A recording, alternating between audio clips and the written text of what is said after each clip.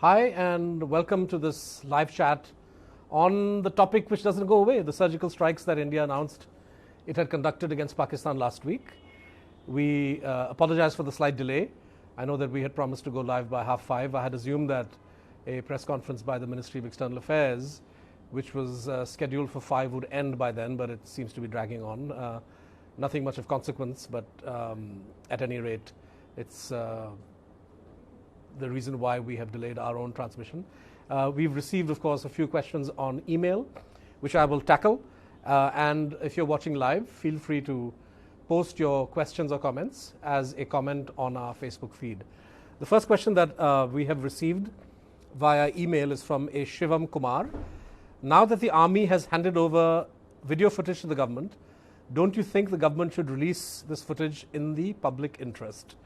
You know, I've been one of those analysts and writers who I've been arguing for the government to be less parsimonious with the information that it has put out. And what I feel the government ought to have revealed at a minimum on day one is the location of the targets it hit, the method of hitting those targets, and the damage or casualties that were inflicted on the terrorist launching pads, if any. My view was that this information is already in the knowledge of the Pakistani government and each of the terrorist groups that were hit at these launching pads. There is no military or security interest that would be compromised if that basic information were to be released. And I'm quite mystified as to why the government refuses to make this basic data public.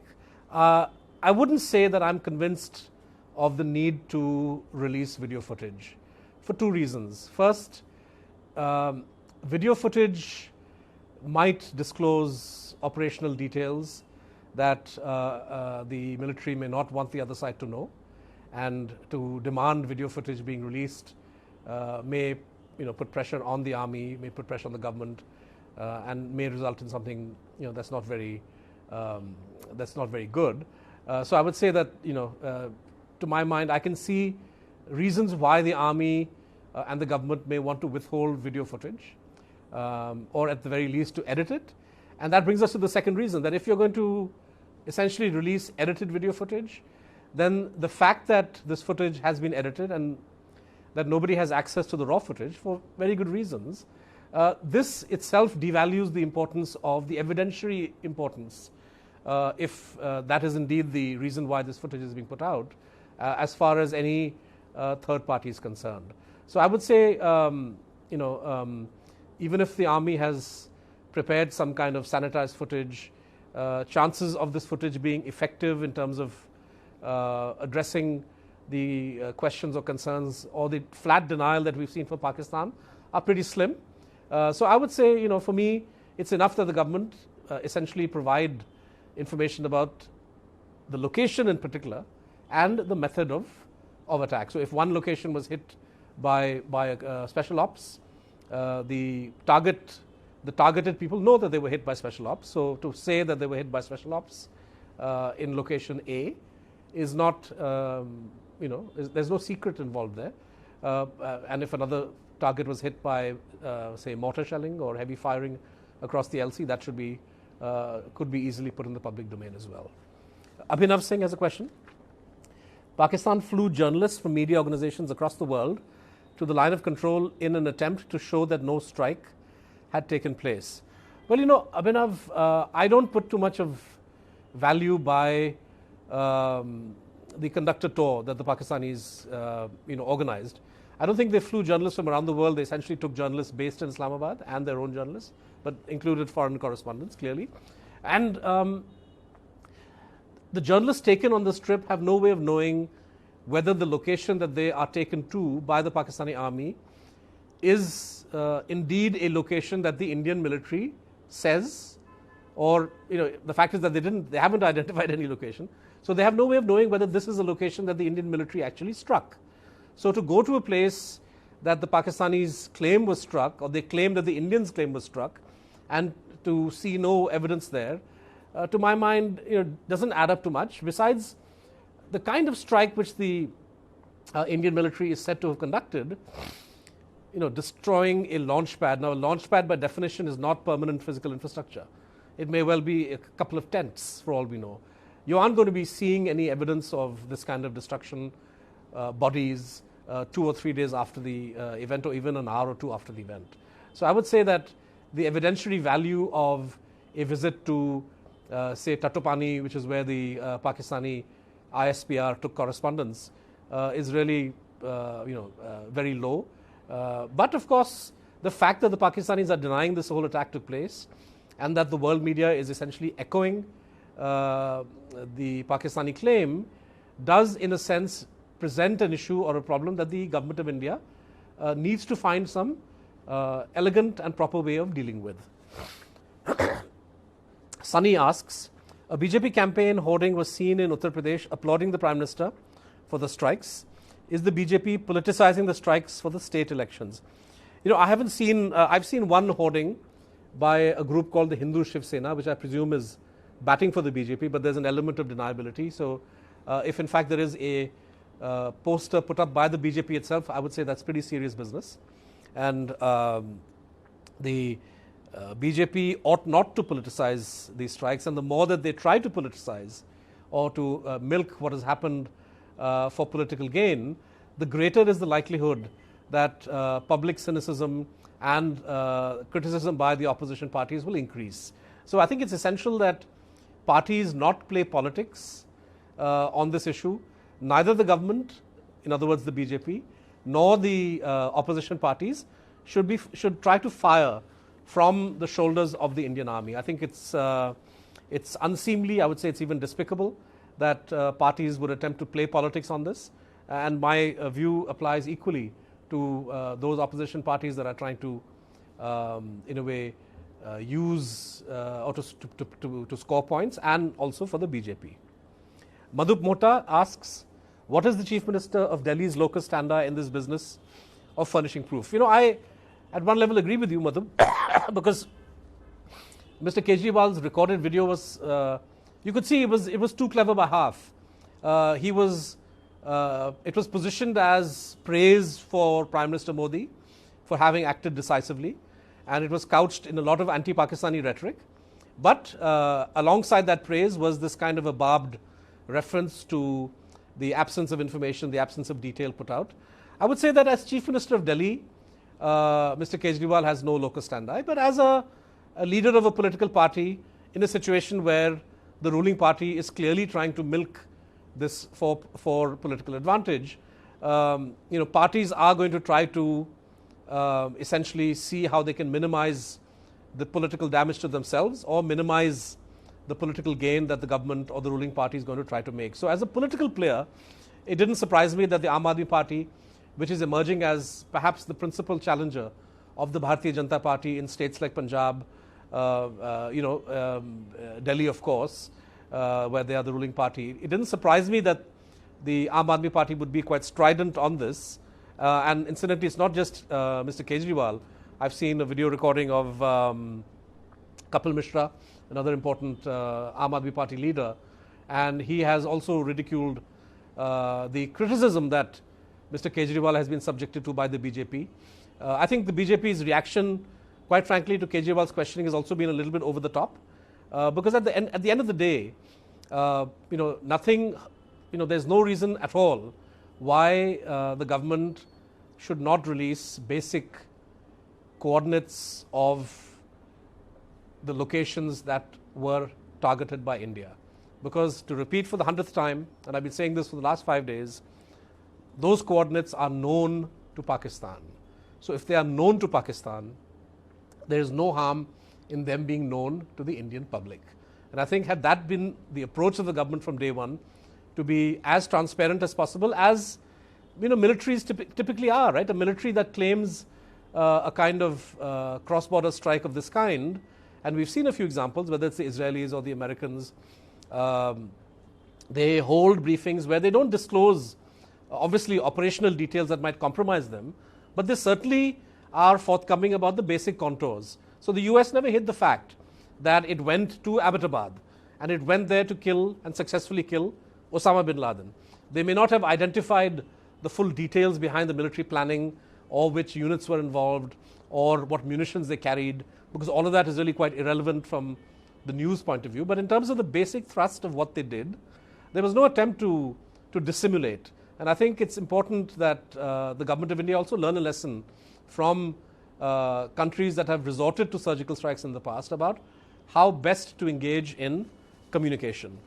Prasant Baligar asks, do you think that by publicizing the surgical strike, they demoralize the army as they let so many mouths question the integrity of the army?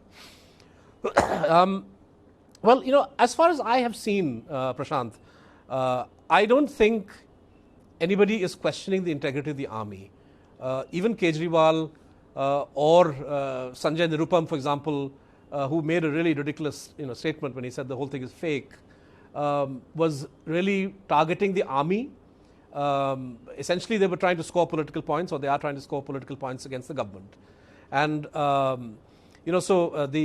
anybody who asks for more information, the government is trying to turn it around to say, don't you trust the army? Oh, don't you trust the DGMO? Oh, your questions are demoralizing to the army. I think that this kind of approach where, I heard Ravi Shankar Prasad the other day, senior BJP minister, and other BJP spokespersons on TV every night, their whole attitude seems to be that the request for any kind of information that beyond what the government has already given, and the government has put out precious little, is somehow an anti-national act. It's somehow undermining the integrity of India. It's somehow undermining the morale of the army. So this approach and this attitude, I think, is very, very unhelpful, and it is also, as I said, irrational, because there is nothing that undermines India or the Indian army or the morale. I would say the morale may even be boosted if you were to put out concrete details of what the army accomplished in its surgical strikes. And I think that would buttress the government's credentials. It would buttress the army's credentials. And I think if the earlier consideration was that by putting out information, this may somehow force the Pakistanis into some kind of retaliation, I'm afraid that boat has sailed, because the rhetoric that we've seen senior ministers like Manohar Parrikar and others engage in, is essentially one way for them to drive Pakistan into retaliating. So it doesn't seem as if the government is particularly bothered about relieving the pressure to retaliate on Pakistan, which may have been a plausible explanation for withholding particular details about the surgical strike. So I think the government's own treatment of this has not been very healthy, and it doesn't surprise me if the opposition parties in response have also behaved rather irresponsibly. Danish Manzoor asks, how about showing the footage to an ex-PM and an ex-Home Minister, if not the leader of the opposition? Let it be under oath, and then they can vouch for the authenticity factor. Danish, again, I don't think this debate is about authenticity. In my view, if the government of India, in the full glare of the world's media, makes a statement through its DGMO about having conducted surgical strikes, I have no reason to disbelieve the broad claim. These are serious military matters. It's not just an idle boast that somebody's making which doesn't have consequences. This kind of a claim, essentially, if you're going to make it for no reason, just for political gain, this runs the risk of sparking off confrontation with Pakistan. It runs the risk of raising tension. It runs the risk of triggering war, which is not something that India wants. So I think the idea that the government needs to authenticate and that's why information needs to be given is quite wrong and quite misplaced. I certainly am not one of those who uses the word authenticate, who uses the word proof. I'm not looking for proof. I'm not looking for authentication. All I'm asking for is that the government simply identify the places that it attacked and give a brief description of how those places were attacked. You need not mention, as I said, operational details. So how a unit, what evasive measures a unit used to cross particular defenses or cross, say, a minefield is not information that should be released at all. But if Indian soldiers attacked, as has been reported in the wire, Aisha Siddiqui from Pakistan wrote about Dudhnial across the line of control as being one of the locations where Indian special ops went, and Praveen Swami wrote a similar story in the Indian Express with a lot more detail. All I'm saying is that for the government to say officially that yes, a launch pad at Dudhnial was struck. It was struck by a small detachment of special op forces, and they caused 8 to 10 terrorist fatalities, and they came back. I think it's and to make the same information available for each of the 5 or 7 locations, and that's all that one is saying. It's then for the world's media, it's then for Pakistan to in a way ingest this information, to respond to it, and I think you would have a far more healthy debate in this country and around the world about the reasons why India has been forced to act in this way, what the consequences might be, what the cost-benefit analysis is for such an operation, and so it puts the debate kind of on a more rational basis, away from the gloom and doom of people who are very worried that this is going to trigger a war, and the over-the-top reaction of people who say that now that the army has acted in this way, the problem of terrorism in some way has been dealt a lethal blow. So I think basic information rather than quote unquote proof. I'm not looking for videos of a tent blowing up. All of that is really quite irrelevant. Whether you show it to Headlines Today or Times Now, or you show it to a former Prime Minister or a former Home Minister, I don't think that is really the moot point here. Nizam Muhammad S. asks, Times of India had reported in an article in June 2016 that an internal security operation will be stage managed to give a boost to Rajnath in the UP elections. What do you think about that? I haven't seen this article, and I don't put much credence by these kinds of things. We know that the Pakistanis, in the aftermath of Uri, actually made the allegation in the UN General Assembly that Uri was some kind of a false flag operation. I find these kinds of allegations, in the absence of any remote proof, to be very, very irresponsible. We're dealing with countries which have a very, very open, transparent political system, a media system. You're talking of events and incidents that happen not on the high seas away from populated areas, but in fairly heavily populated areas. And to suggest that Uri, the way the Pakistanis have done, that Uri was a false flag operation, I think is really quite ridiculous. And quite frankly, is there a connection between the surgical strikes and Uttar Pradesh? Well, UP is really quite far away, isn't it? I mean, the UP elections at the earliest will be perhaps in February, and you are still a good 5-7 months away. If the logic of the report that you cite is correct, it would have made a lot more sense for them to have their moment closer to the UP election. So I think that I would still say, as I said in my first Facebook Live, that one should postpone or put on hold any cynicism. We need to evaluate what has happened on the basis of information, and if that information is not adequate, we need to ask and tell the government that you need to put more information out, and then you can have a debate or an analysis. But to jump to conclusions right from the start, because one may not like or agree with the politics of the government that is in power, I think does not do justice to the media or Indian politics or the nature of Indian democracy.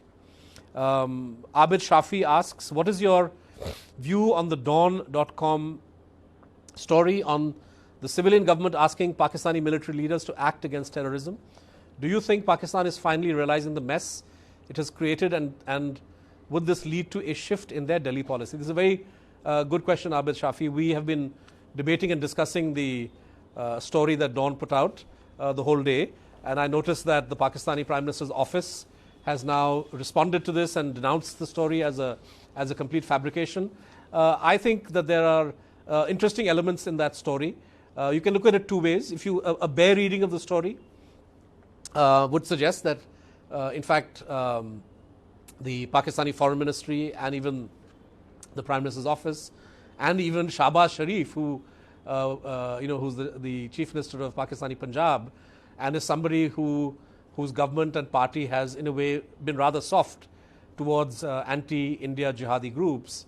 One can think of a situation where they would want to be worried, where they would be worried about international isolation and put pressure on the Pakistani army. But I would say, given the strong denial from the Pakistani Prime Minister's office, it's more than a pro forma denial. They've used pretty strong language.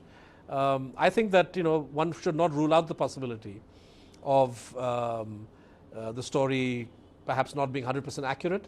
There is interestingly another response, another cynical response. So if the Pakistani Prime Minister's office is saying that the story is fabricated, Indian officials off the record say that the contents of the Dawn story are all unbelievable and that they have been planted by the Pakistani Prime Minister's office in order to, in a way, signal to the international community that the civilian government means well and it's the military that really is out of control, and hence we should not be subjected to excessive pressure. So this is the cynical view from the Government of India side, not said officially, of course. Today at the press conference, Vikas Swarup, who is the External Affairs Ministry spokesperson, refused to comment on the Dawn story. He said, we don't comment on reports, speculative reports in the press. But I think that there are different views on this. So I would say, let's wait and watch. The fact that one day after this meeting that Dawn reported, Cyril Almeida is the journalist who covered the story, generally regarded as fairly well informed. One day after that story appeared, there was a press conference by the Defy Pakistan, this umbrella group of essentially jihadi and fundamentalist organizations, which include all of the notorious anti-India leaders like Hafiz Saeed, but also more conventional conservative Pakistani clerics like Samiul Haq. So this organization, which had been moribund for the last 6 to 8 months, suddenly revived itself and held a press conference yesterday where they responded to the Indian statement on surgical strikes, saying that they are ready to defend Pakistan. So the fact that Defy Pakistan would be revived, and that was revived one day after this meeting apparently took place, tells us either that the Dawn story is not true, or if it is true, the Pakistani military has told the civilian government to take a walk. Either way, it's clear that India needs to prepare itself for a situation in which the Pakistani decision-making apparatus will continue to remain firmly within the hands of Rawalpindi rather than Islamabad.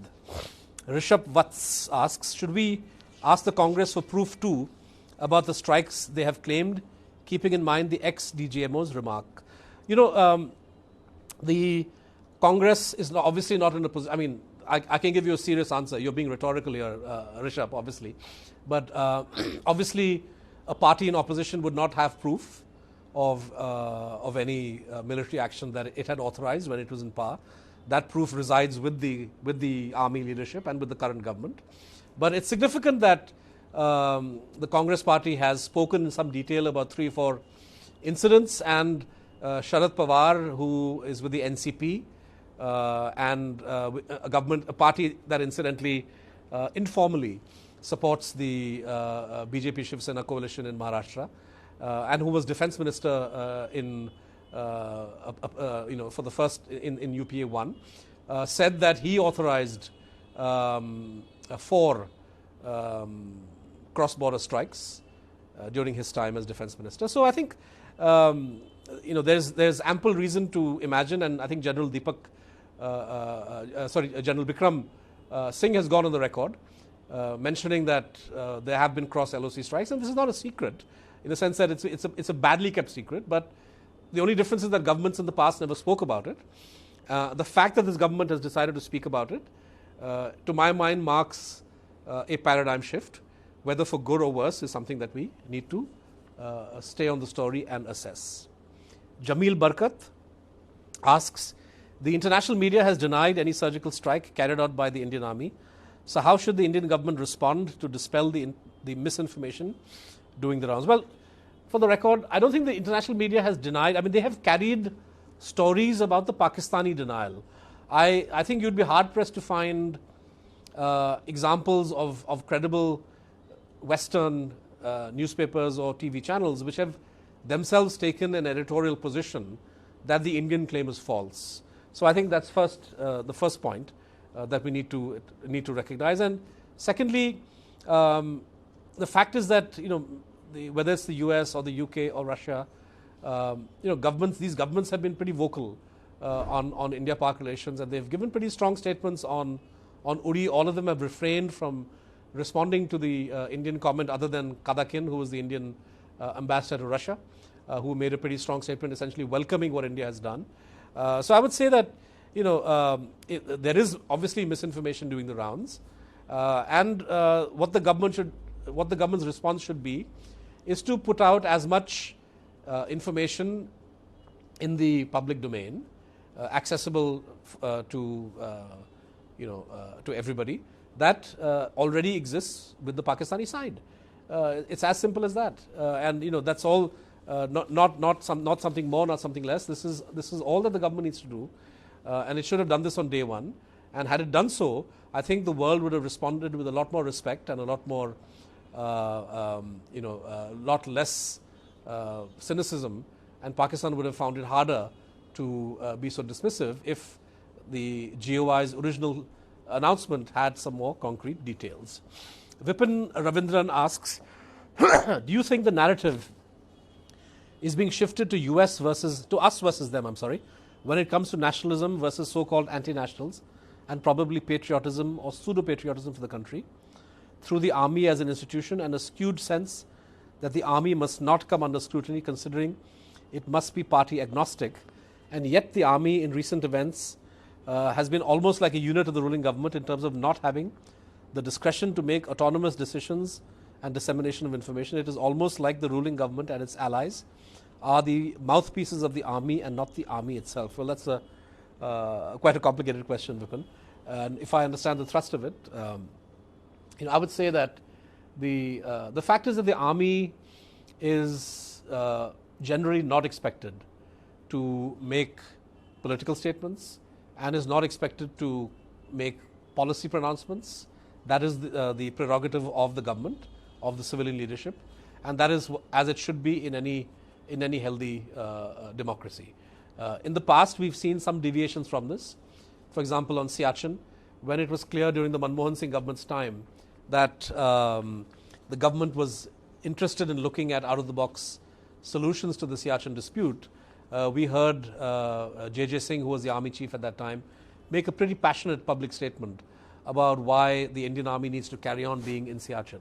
That seemed to me a little bit unseemly.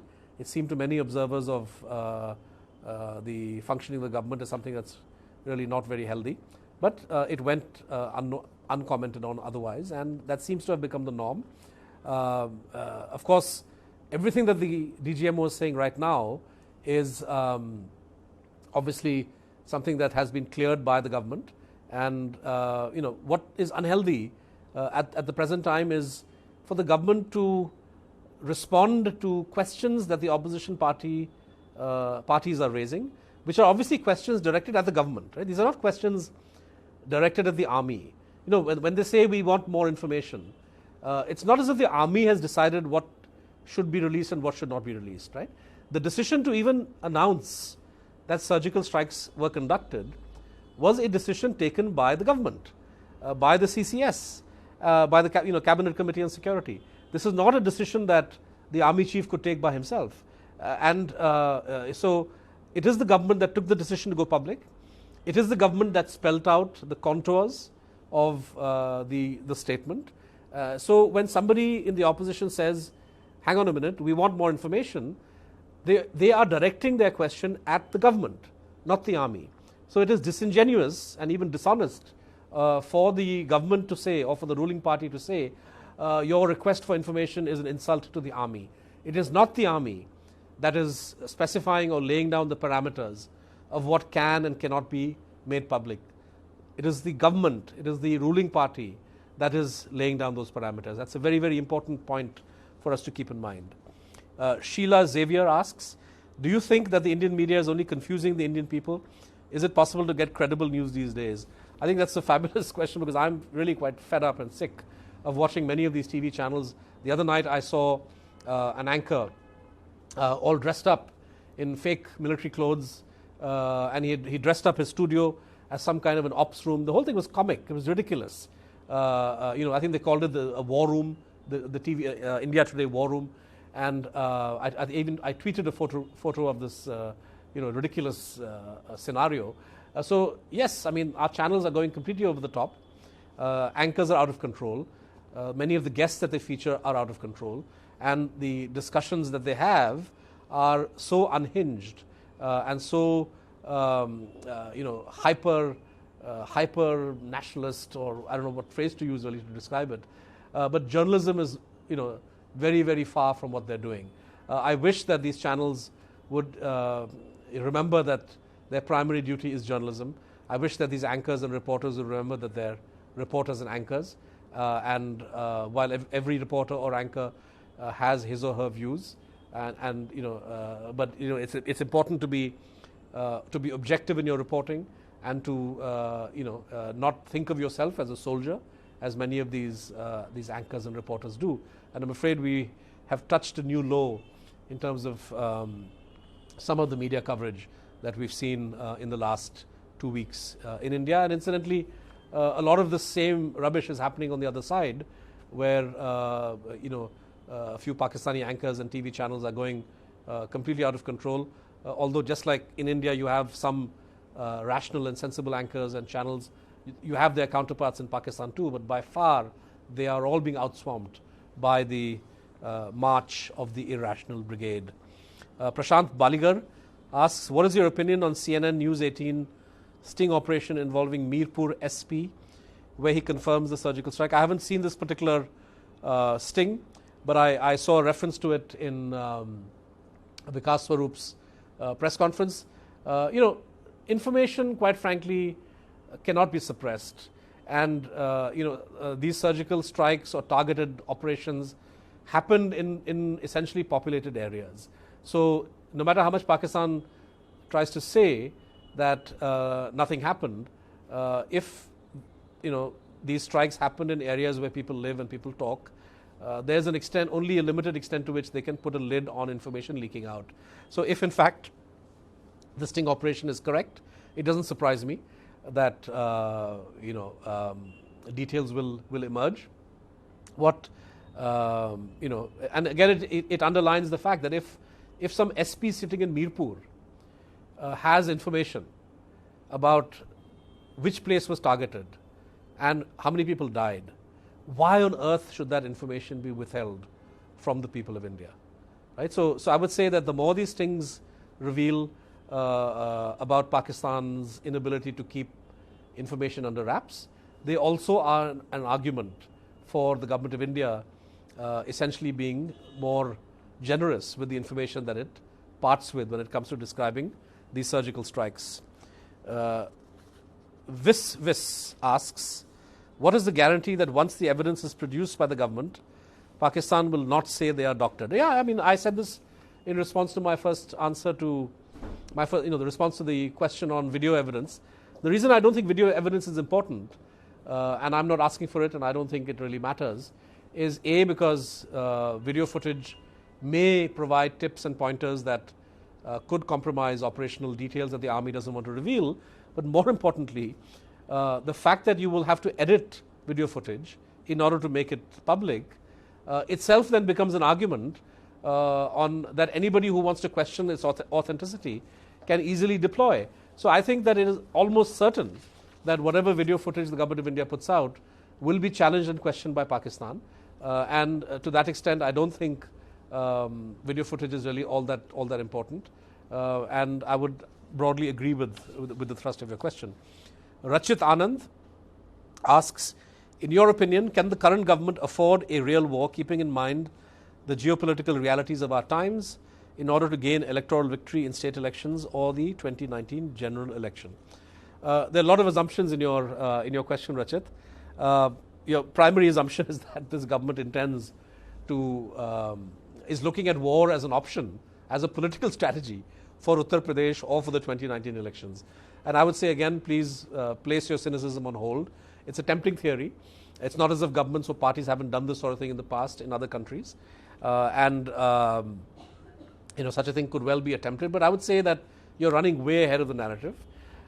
We aren't anywhere close to a war situation, and I'm pretty confident, hopeful and confident, that we will not get there, even though it's almost certain that Pakistan will look to retaliate against these surgical strikes in some shape or form. And when that happens, pressure would mount on the government of India to again respond in some way. So we haven't heard the last of this, but I think we're some distance away from any talk of war, and let alone wars for electoral gains. As far as the first part of your question, is India prepared? I think there's ample evidence in the public domain. We've run 2 pieces back to back in the Wire. I would urge you all to read them on the kind of equipment crisis and the various other reasons why the Indian army is actually not all that well equipped. It's true that the Pakistani army is also stretched. Its primary focus right now is on Pakistan's western frontier with Afghanistan, where it's fighting the Tehreek-e-Taliban-e-Pakistan as part of Zarb-e-Azb. But I would say that conventionally, as in the past, India and Pakistan are pretty evenly matched, I don't think that war is at all a serious possibility or even an option at this point in time. Another set of questions has come in. Johnson Philippos asks, I wonder, will this be the norm now, a surgical strike after every terrorist attack? Because I'm pretty sure that terrorists are not going to stop. Don't we need a more prudent policy, like a combination of strategic, diplomatic, and political measures? I think Johnson Philippos, you've really put your finger on the problem, because I think the public pressure on the government to respond in a dramatic military fashion the next time that there is an attack. And remember, you have attacks and you have attacks, right? Pathankot was one kind of an attack by Pakistan-based militants. Uri was another kind. These were attacks that essentially targeted military facilities. You have Bombay-type targets. There are problems with bombs being let off in trains or buses. So we don't know there's a full range of options that terrorist groups have at their disposal, which they could, they could deploy.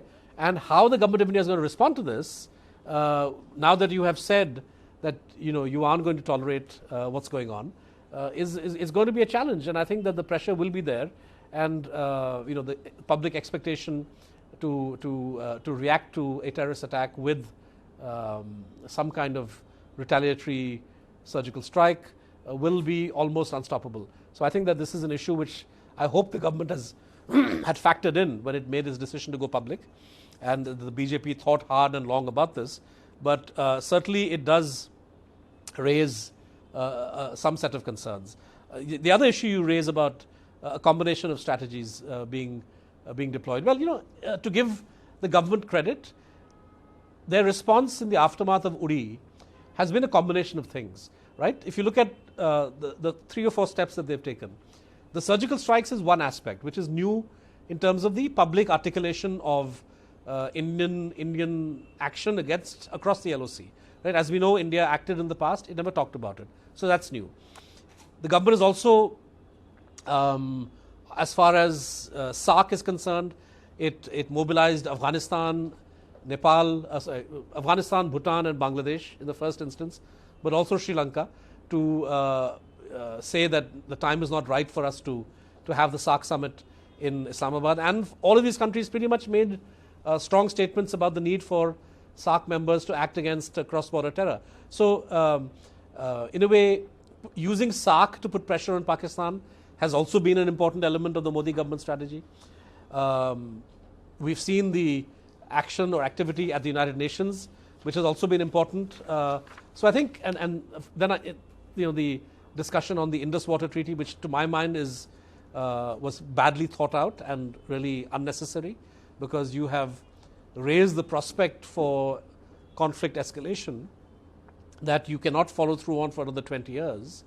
And to my mind, this was really quite ill-advised. But I think the government has looked at a range of options.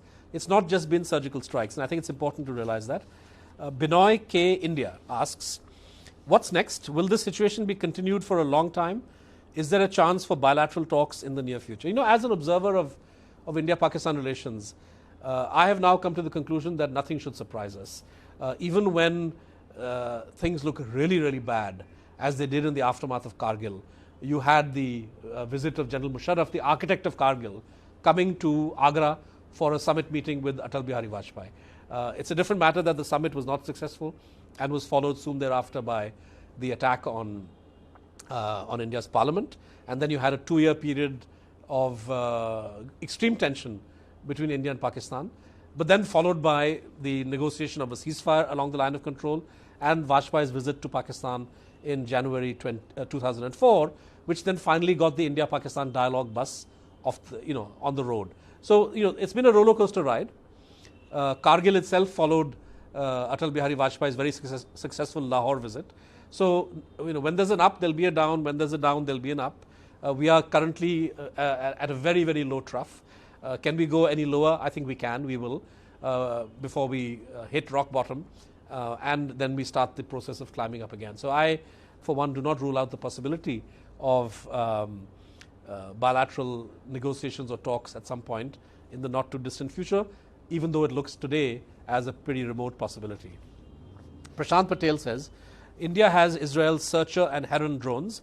The reasons given by the government that the footage might reveal drones' operational height, which by the way is already in public domain. These drones have been internationally known in combat and defense circles. So why ex-IAF or ex-army chaps give such statements on prime TV shows? Well, as I said, this is, if the government had revealed information that could easily have been revealed on day one, none of this debate would be taking place. None of this controversy or these demands for footage would have happened. So, it just goes to underline how a stitch in time saves 9. The messaging should have been thought of clearly and carefully by the government before the DGMO was fielded in that press conference. Had they done so, I don't think any of this very damaging debate that we've had over the last 3 or 4 days would have happened. You can rest assured that if the government does put out footage of any kind, it will be footage that its own experts would have scrubbed for any telltale signs, anything that might be of help to either the Pakistani army or to terrorist groups. But for that very reason, that process of editing or scrubbing would give a handle to Pakistan or others to then question the authenticity of the video footage. So for that reason, I for one do not think that video footage is all that important. Suhas Bhandari says, should we be concentrating more on the efforts to make sure that the situation does not escalate? Not many people realize the importance of maintaining peace. Also, what does it say about people of India yearning for so much of blood? Is this a result of the government at the center, or is it just who we have become? Okay, so this is a philosophical question that you're throwing at me. I would disagree that people are yearning for blood. I think that there is a lot of anger, justifiable anger, at the repeated targeting of the Indian Army, Indian security forces, and okay, I'm sorry for that interruption. We were in pretty much full flow, and was responding to a question by on the whether it's the public that is baying for blood and public wants revenge, and or is this a result of the government at the center? A question of by Suhas Bhandari. And my view is that, as I said, public the public is sick and tired. Public wants solutions, but I don't think that the solution will come from this kind of military action. This kind of military action at best gives you tactical advantages. So you neutralize some launch pads, you kill a few terrorists, but the change in Pakistan's policy is it going to happen through the use of this kind of surgical strikes? In my view, no. And the temptation will be that with the next strike and the strike that comes and the the surgical strike that India launches and the counter that comes from terrorists in Pakistan or the Pakistani army, the temptation will be to keep going higher and higher up some kind of an escalatory ladder. And I think this is not a feasible or a healthy direction to go in, which is why I don't think that other than giving temporary tactical respite, which may by itself not be a bad thing. The solution to the problem of terror is going to come in this manner. The solution will come through, as I said, better, in my first Facebook exchange 4 days ago, better internal preparation, better internal security management. This is a vital factor, because if you look at both Pathankot and Uri, the fact that terrorists were able to breach the perimeter of Indian military establishments is a pretty shocking thing, and this needs to be addressed, and far more lives will be saved through greater attention being paid to internal security management than will be saved through these kinds of tactical strikes against locations on the Pakistani side that may not have great strategic significance. We are now down to the last set of questions, because it's been already 45 minutes. Samir Chopra asks, such a view articulated by you and some other media persons is often criticized by the establishment as elitist. English journalists do not have a sense of the pulse of the nation, it is alleged. How do you react to this charge? Well, I think this charge is not valid, it's not fair, because essentially all one is doing is asking questions. And I think it's the dharma of any journalist to ask questions and to seek more details, whether of the army or of the government or of the opposition or of a foreign government. There is no reason why journalists should take claims made by someone at face value, and to request additional information, to my mind, is part of the job, and every journalist should be doing it. It's shocking to me that many journalists balk from or refrain from asking questions against of authority, and for this reason, I think Indian journalism has, in a way, suffered. So I would say that at the end of the day, what bothers me is not to be in touch with the pulse of the nation, whatever that may be. If the pulse of the nation is in favor of war, I refuse to be part of that.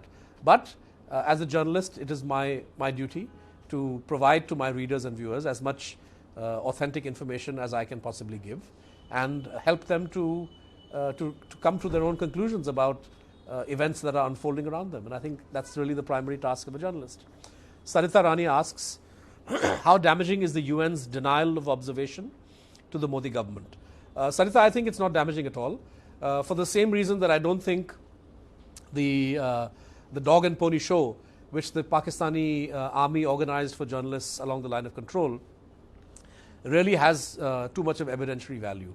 We know that the UN observers, the UNMOGIP, the monitoring group for India and Pakistan, is situated not on the Indian side but on the Pakistani side of the line of control.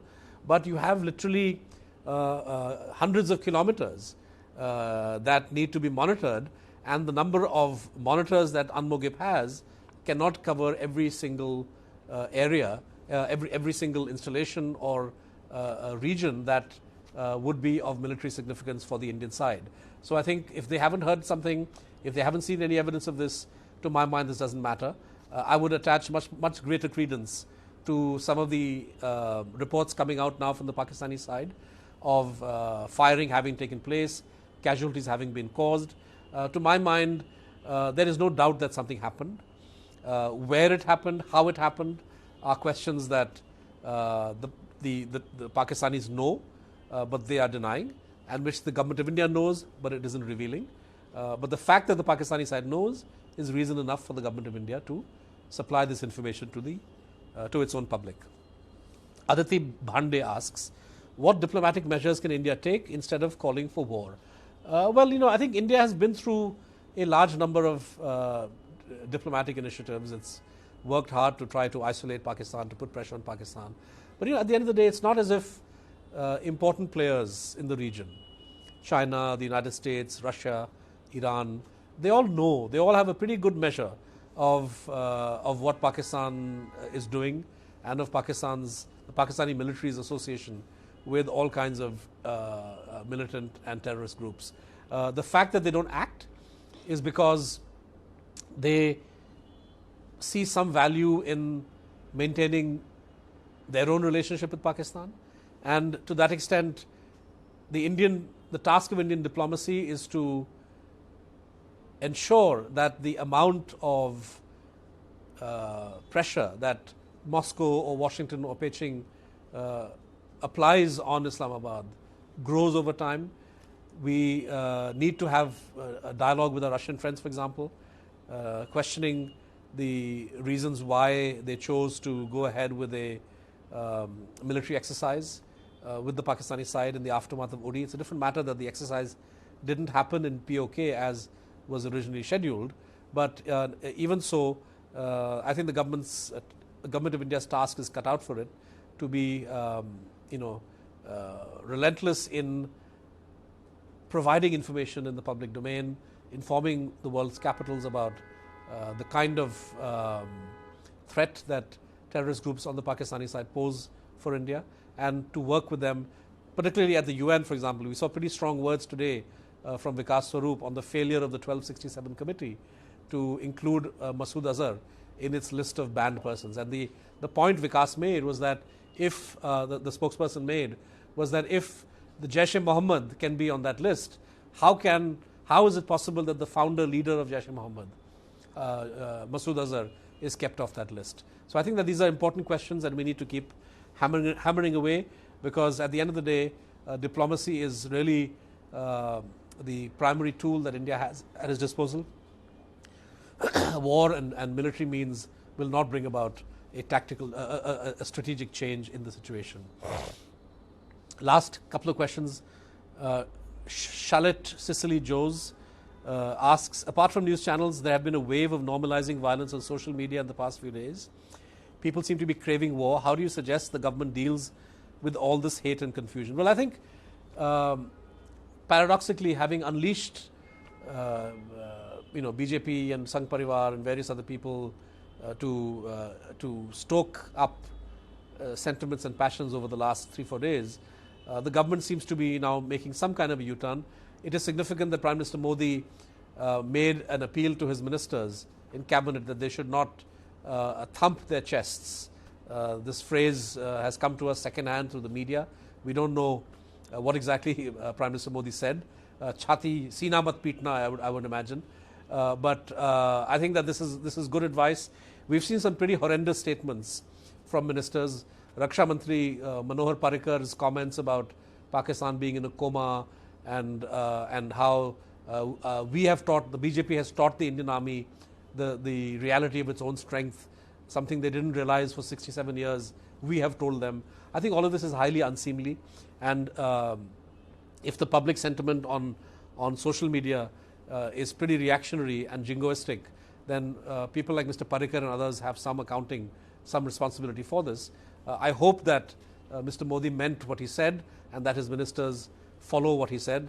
There's not been a very good record of the people in the Sangh Parivar following the public pronouncements of Mr. Modi. But in this case, I think it's important that the Indian side tamp down on some of the kind of rhetoric that we've heard over the past few days.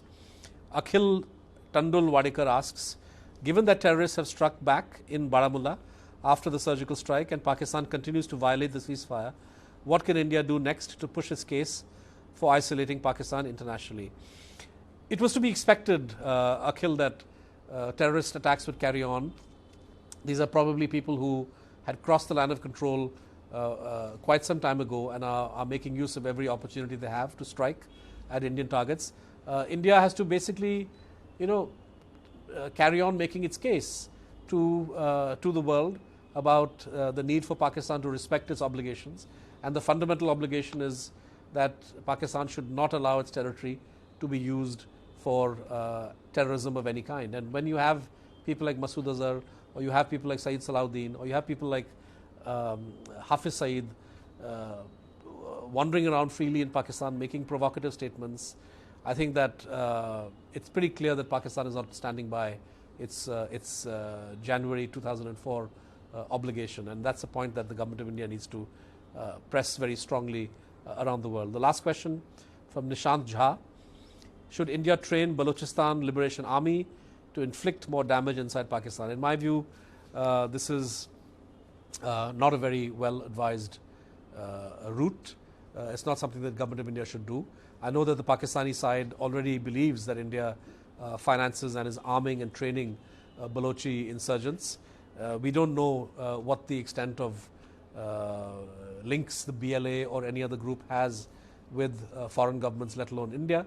But if to the extent to which India may be considering upping the level of quote-unquote moral support that it provides to people in Balochistan who are unhappy with the Pakistani government, I would say it's essential that this be confined to the kind of statements that we've seen on the human rights situation in Balochistan and so on and so forth, rather than actually getting involved in fostering violence, fostering the insurgency, or doing within Pakistan what we accuse the Pakistanis of doing within India.